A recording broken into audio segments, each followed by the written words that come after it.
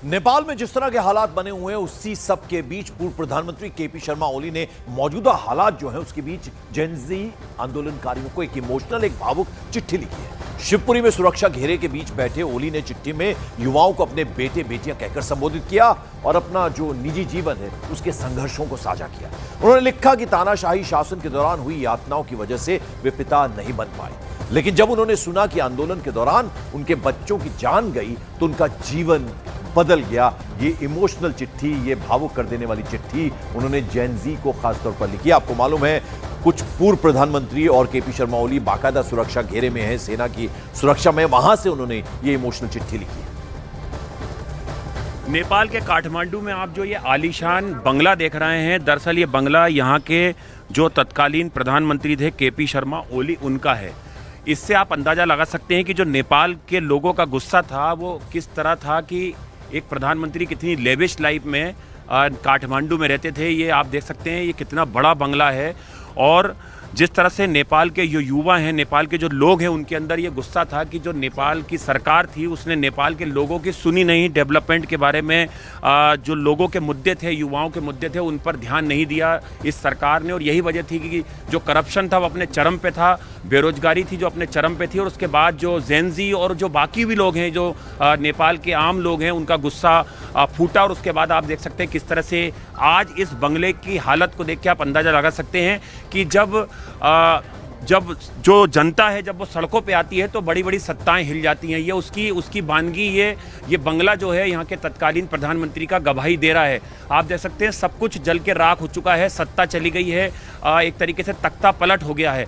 तो कहीं ना कहीं जो लोगों का गुस्सा था वो सड़कों पे आया और जो लोग थे वो परेशान थे यहाँ पर बेरोजगारी से। जो युवा थे उनको उनके मुद्दे जो हैं वो सुने नहीं जा रहे थे। और नेपाल के लोगों का कहना है कि सोशल मीडिया मुद्दा नहीं था, मुद्दा था दरअसल करप्शन और बेरोजगारी, जिसको लेके नेपाल की सरकार ने, नेपाल के मंत्रियों ने, नेपाल के जो सांसद थे, जनप्रतिनिधि थे, उन्होंने नेपाल की जनता की सुनी नहीं। इसलिए ये सबक जो है वो सिखाया गया है। और अब नेपाल के लोग, नेपाल की जनता एक ऐसा प्रशासन, एक ऐसा मंत्री, एक ऐसा नेता चाहती है जो यहाँ के लोगों की सुध ले।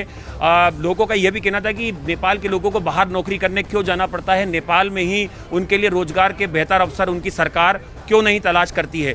ये घर गवाही दे रहा है, ये घर गवाही दे रहा है, ये बंगला गवाही दे रहा है पूर्व प्रधानमंत्री जो ओली हैं उनका, कि किस तरह से जब लोगों का गुस्सा सड़कों पे आता है तो वो बड़ी बड़ी सत्ता, बड़ी बड़ी सरकारें जो हैं वो गिराने का मादा रखता है।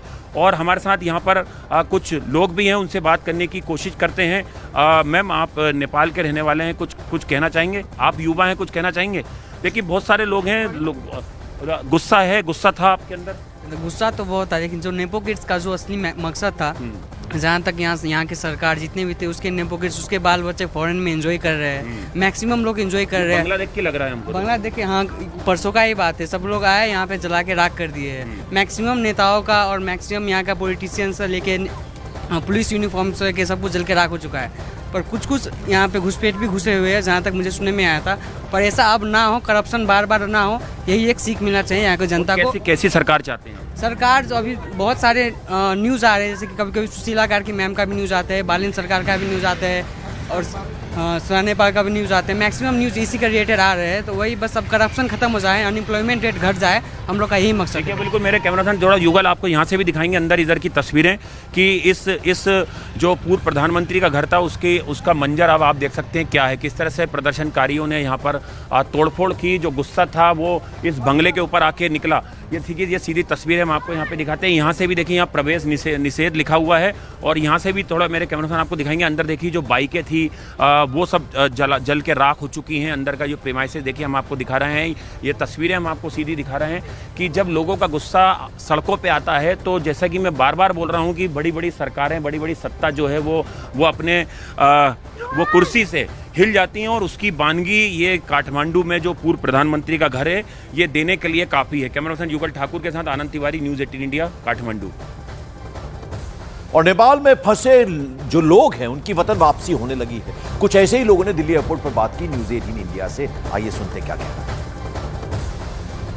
इस वक्त दिल्ली एयरपोर्ट पर हमारी मौजूदगी है। काठमांडू से दिल्ली आने का सिलसिला लोगों का शुरू हो गया है। हमारे साथ दोनों कृष्ण जी, क्या हालात है काठमांडू में, कैसी स्थिति में आप निकले हैं? हालात तो हमने निकलने के लिए हमने एक दिन के लिए होटल बुक किया हुआ था, लेमन ट्री होटल। तो हालात ऐसे थे कि वहाँ से जो XPM का अब सिखाया गया ना, वो आधा पौना किलोमीटर हाइट से देख रहे थे तो एक बार वो जलाया गया। उसके बाद एक हेलीकॉप्टर आया, उनको ले जाने लेकिन वो रेस्क्यू नहीं हो पाए। तो दोबारा हेलीकॉप्टर बुलाया गया। जब दोबारा हेलीकॉप्टर बुलाया गया तो भी कोई रेस्क्यू नहीं हुआ। तो उसके बाद उस पूरे घर को जला दिया गया। जब ये अचानक से सब शुरू हुआ, कैसे शुरू हुआ, अगर आप लोगों को पता चला कुछ, या आप लोगों को क्या इंस्ट्रक्शंस दिए गए थे? हम पशुपतिनाथ मंदिर से होके आ रहे थे, तो उस टाइम शुरू हो चुका था। वो 4 साढ़े 4 का टाइम था जब हम वापसी आए मंदिर से, तो उस टाइम शुरू हो चुका था। हमने अपना साइड से गलियों में से अपनी गाड़ी निकाली, अपने होटल पहुंच गए। फिर 2 दिन हम होटल में ही रहे हैं, बाहर निकले ही नहीं है। हमारे तो मतलब 1-1.5 किलोमीटर दूरी पे ही मतलब ये जो आग लगी है, सब जो कुछ जलाया गया। तो हाल सुधर रहा है। जो लोग वहाँ से आए हैं, ये यहाँ पर बता रहे हैं इनके होटल के ठीक बगल में ही जो PM हाउस था उसको आग के हवाले किया गया। इन्होंने वो सारी तस्वीरें भी खुद देखी है। कैमरा पर्सन राकेश नेगी के साथ प्रियंका कांडपा, न्यूज़ 18 इंडिया, दिल्ली। तो वापस वतन लौटने पर चेहरे पर किस तरह से राहत है वो आपने देखी। इस बीच नेपाल में जो क्रांति हुई उसके बाद सिचुएशन किस तरह की है, हालात कैसे, वहां के लोगों ने ओली सरकार को तो हटा दिया, लेकिन जो न्यू गवर्नमेंट बनेगी उसको लेकर उनकी सोच क्या है। काठमांडू के लोगों से न्यूज़ 18 इंडिया के रिपोर्टर आनंद तिवारी ने बात की। क्या कुछ उन्होंने बताया, आपको सुनना। इस वक्त हम नेपाल के काठमांडू में मौजूद हैं और ये यहाँ का सबसे बड़ा भाट-टिंडा जो सुपर मार्केट है, आप उसकी स्थिति देख सकते हैं। ये भी जब उग्र प्रदर्शन हुआ तो इसको भी आग के हवाले कर दिया गया। ये नेपाल का काठमांडू का सबसे बड़ा सुपर मार्केट बताया जाता है। आप देख सकते हैं यहाँ पर अब जो मलबा हटाने का काम है वो यहाँ पे लगातार जारी है। यहाँ पे जो इलेक्ट्रिसिटी थी वो भी यहाँ की कट गई थी और यहाँ पे आप देख सकते हैं तमाम यहाँ पर जो स्थानीय लोग हैं वो भी यहाँ पर मदद कर रहे हैं ये मलबा हटाने में यहाँ पर, और टीमें जो हैं वो भी यहाँ पे राहत बचाव की यहाँ पर मौजूद हैं। स्थानीय शख्स हमारे साथ हैं। सर, ये सबसे बड़ा सुपर मार्केट बताया जाता है? नहीं, इनका सुपर मार्केट तो नेपाल अधिराज्य में 25-26 सुपर मार्केट है इनका। अभी इस हमारे इलाके में सबसे बड़ा यही है।